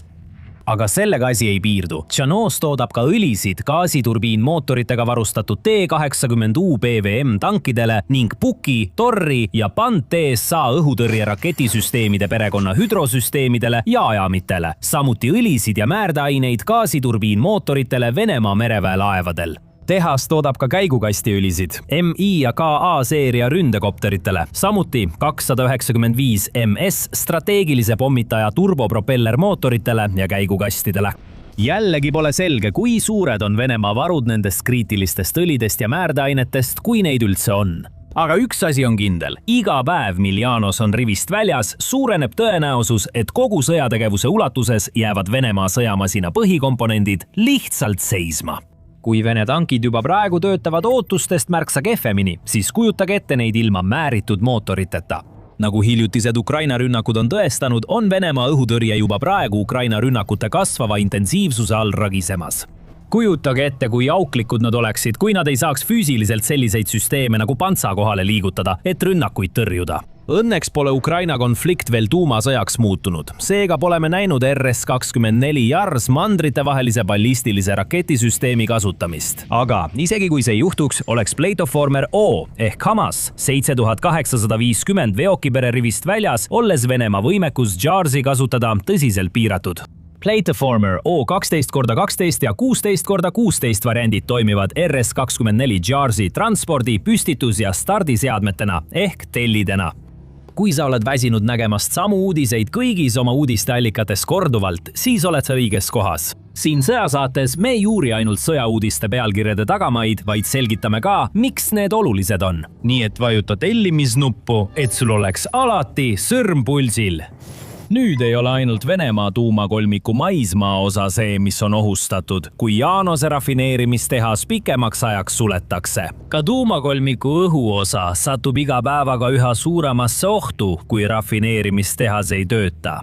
1095 MS on üks Venemaa peamisi strateegilisi pommitajaid, millest umbes 47 on aktiivses teenistuses ja veel umbes 13 lennukit on hoiul, tõenäoliselt kasutuskõlbmatud pealevaruosade.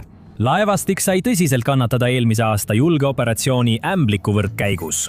Olenja ja Beljaja lennubaaside rünnakute käigus, kus lennukid olid pargitud, hävitati umbes 6-8 Tu-95 MS-i ning veel üks sai tõsiselt kahjustada. Venemaa ei saa endale lubada veelgi rohkem kaotusi. Tu-95 MS kannab KH-102 tuumatiibraketti, KH-55 kaugmaa tuumavõimekusega tiibraketti ja KH-15 lühema tegevusraadiusega õhust lastavat tuumavõimekusega raketti. See kannab ka tavapäraseid KH-101 tiibrakette ja terroriseerib nendega regulaarselt Ukrainat. Aga pommitaja peab olema õhus, et oma rakette välja lasta ja seda ei juhtu, kui tema turbopropellermootoreid ja käigukaste ei saa korralikult õlitada, sest rafineerimistehas, mis vajalikku õli toodab, on leekides. Praegu, kuigi pole selge, kui kaua võtab aega kahe suure rafineerimistehase töö taastamine, on väga ebatõenäoline, et need oleksid jäädavalt rivist väljas. Need on tohutud rajatised ning Janose töötlemisrajatised võtavad enda alla 809,1 hektari. Seega, mõned löögid, eriti kaugmaa droonidega, mis kannavad suhteliselt väikest koormat, ei ole lihtsalt piisavad, et hävitada nii suur tehast. Sellepärast keskendub Ukraina pigem kvantiteedile kui tingimata kvaliteedile. Ukraina ründab neid rajatisi regulaarselt. Kahjud kuhjuvad järk-järgult ning samuti kasvavad nii remondikulud kui ka katkestatud tootmise tõttu saamata jäänud tulud. 28. märtsi rünnakud Janosele Jaroslavlis on selle rajatise teine suurem rünnak. Esimene rünnak toimus 12. detsembril 2025 ja kahjustas AVT-4 seadet, mis moodustab umbes kolmandiku selle võimsusest ning nafta laadimisplatvormi. Nagu märtsikuiste rünnakute puhul, kinnitasid tööstusallikad pärast rünnakut tootmise täielikku peatamist, kuigi enne teist rünnakut oli vähemalt osa tootmisest taastatud. Samamoodi põhjustas 26. märtsi rünnak Kinevi vastu tulekahju ja kahjustas 2 peamist töötlemisseadet, Elou AVT4 ja Elou AVT6, sundides Kinevit kogu tegevuse peatama. Kahjustada said ka naftabitüümi, mis on toornafta töötlemise raskeim jääk, tootmisrajatised ning peamised toornafta töötlemise seadmed ja gaasi fraktsioneerimisseadmed, mida kasutatakse kergete gaaside eraldamiseks pärast toornafta rafineerimist. See oli 6. kord, kui rafineerimistehas tabati, kusjuures mõned varasemad tabamused kinnitati 8. märtsil, 14. septembril ja 4. oktoobril 2025. 8. märtsil 2025 väitsid Vene võimud, et Ukraina droon tulistati rafineerimistehase kohal Vene õhutõrje poolt alla. Leningradi oblasti kuberneeri Aleksandr Drozdenko sõnul kahjustas drooni rusud ühe mahuti välisstruktuuri. Ta teatas sarnasest juhtumist pärast 14. septembri rünnakut öeldes, et Vene õhutõrje püüdis Kuriši piirkonnas kinni 3 drooni, millest ühe alla tulistatud drooni rusud kukkusid rafineerimistehase territooriumile ja süütasid tulekahju. Ta ütles, et tulekahju oli kustutatud ja ohvreid ei olnud. Sellegipoolest teatas Reuters, et rünnak sundis peatama tootmise rafineerimistehase ühes võtmetähtsusega töötlemisüksuses, mis vastutab peaaegu 40% tehase tootmisvõimsuse eest. Reutersi allikate sõnul sai rünnakus kahjustada üksuse ahi ning muu varustus, mistõttu tuli tootmine peatada. Remonttöödeks hinnati kuluvat kuu aega, kuid Ukraina polnud selle õnnetu tehasega kaugeltki lõpetanud. Vaid 3 nädalat hiljem, 4. oktoobril, ründasid nad taas. Seekord väitis Drozdenko, et õhutõrjejõud tulistasid Kuriši kohal alla 7 drooni, mille rusud põhjustasid tööstuspiirkonnas tulekahju, mis hiljem kustutati. Droonid sihtisid peaaegu kindlasti Kinevi rafineerimistehast ning tohutu tulekahjukaadrid viitavad sellele, et rafineerimistehas sai tõepoolest tabamuse, olgu siis otsese löögi või rusude tõttu. Nüüd näib, et 2026 aasta märtsi rünnakud on seni tehasele kõige rohkem kahju tekitanud ning pole märke, et Ukraina kavatseks seal peatuda. Miks ta peakski? Need 2 tehast koos Volgogradi rafineerimistehasega on olulised osad, mis hoiavad Vene sõjamasina töös ja liikumas. Regulaarsed rünnakud nendele tehastele vähendavad Venemaa võimet toota spetsialiseeritud ja olulist varustust, mis on täiesti vajalik sõja jätkamiseks. Muidugi ei piirdu Ukraina rünnakud ainult nende tehastega.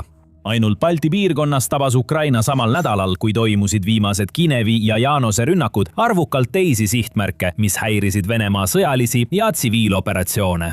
Pulkovo lennujaam, mis on Venemaa suuruselt teine ja Peterburi peamine rahvusvaheline lennujaam, oli sunnitud 26. märtsi rünnakute ajal järjekordselt lennud peatama. Eelmisel ööl 24. ja 25. märtsil tabasid Ukraina droonid Novoteki gaasitöötlemiskompleksi Ust-Luga sadamas ning vastutuse võtsid nii Ukraina julgeolekuteenistus kui ka erioperatsioonide väed. See operatsioon järgnes droonirünnakule Primorski naftaterminalile 22. ja 23. märtsil, kus süüdati kütuselaahoone. Ukraina ametnikud on kirjeldanud neid koordineeritud rünnakuid kui osa pidevast pingutusest sihtida eksporditaristut, mis toob Venemaale sõjategevuseks tulu ja toetab nafta ning gaasitoodete ülemaailmset vedu. Rünnakuid Venemaa energiatööstuse taristu vastu on tabavalt nimetatud kineetilisteks sanktsioonideks ja need teevad haiget. Venemaa ekspordi häirimine ja ühiskonnas tekitatud kaos, mis tuleneb reiside katkestustest, mõjutavad kahtlemata Venemaa võimet sõda pidada ning hoida elanikkonda üldiselt sõjategevust toetamas. Kuid rünnakud 3 peamisele rajatisele, mis hoiavad nende sõjaväge töös, teevad veelgi rohkem haiget. Kahjustatud rafineerimisseadmed, nagu esmased destillatsiooniseadmed ja katalüütilised krakkerid, vähendasid sõjaväekütuste tootmist. Ainuüksi 2026 aasta märtsi Kinevi rünnak katkestas üle 6% Venemaa rafineerimisvõimsusest ja häiris varustust Loode-Venemaale määramata ajaks. Oluline on see, et rünnakud häirisid ka varustust okupeeritud aladele Ukrainas, aeglustades ja mõnel juhul näiliselt peatades Venemaa kõikuvat kevadrünnakut. Need rafineerimistehaste rünnakud koos paljude teistega on erinevatel aegadel rivist välja viinud 15–40% Venemaa rafineerimisvõimsusest. See sundis Moskvat hoopis kütuse eksporti vähendama ja varusid kasutama siseturu nõudluse rahuldamiseks, eriti oma sõjaväe varustamiseks. Vähenenud naftatulud mõjutavad ilmselgelt Putini võimet sõda rahastada, kuid see põhjustab ka kohalike kütusehindade tõusu, mis õhutab rahulolematust avalikkuses. Ja see on sundinud Venemaad kaitseseisundisse asuma. rünnakud Venemaa sisemaal asuvatele rafineerimistehastele on sundinud Putinit suunama oma suhteliselt piiratud õhutõrjeressursid nende kaitsmiseks. Venemaa on olnud sunnitud isegi reservväelasi neid süsteeme mehitama kutsuma. Rohkem õhutõrjesüsteeme sisemaal tähendab vähem neid lahinguväljal, mis on selge eelis Ukrainale. Kuid mis kõige tähtsam, mida kauem need rafineerimistehased rivist väljas on, seda suurem on surve nendele masinate töötavatele osadele, mis Venemaa sõjamasinad käigus hoiavad. Putin ei saa endale lihtsalt lubada tankide, soomukite, õhutõrjesüsteemide ja isegi oma õhujõudude lahingusse saatmist, kui nende käitamiseks ja määrimiseks vajalikku naftat pole saadaval. Mida rohkem Ukraina neid rafineerimistehaseid ründab, seda enam mõrgestab see Venemaa võimet sõda jätkata. Tundub iseenesestmõistetav, et Ukraina peaks neid edasi ründama, välja arvatud juhul, kui nende liitlased suudavad neid ümber veenda. Ukraina president Volodõmõr Zelenski on juba vihjanud, et mõned partnerid on hakanud teda survestama, et Ukraina vähendaks rünnakute intensiivsust Venemaa energiarajatiste vastu. Põhjus ei ole muidugi mingisugune kaastunne Venemaa vastu. Naftavarud on kogu maailmas vähenemas Hormuzi väina ummikseisu tõttu. Vastumeelselt on lääneriigid olnud sunnitud lubama Venemaa nafta ajutiselt tagasi turule, et säilitada stabiilsust ülemaailmses majanduses ja takistada naftahindade veelgi kõrgemale tõusmist. Ukraina võib olla sunnitud mõneks ajaks edasisi rünnakuid edasi lükkama ja seda mitte ainult diplomaatilistel põhjustel. Aja jooksul jõuavad kõrged naftahinnad paratamatult ka Ukrainasse, nii Ukrainasse kui ka mujale.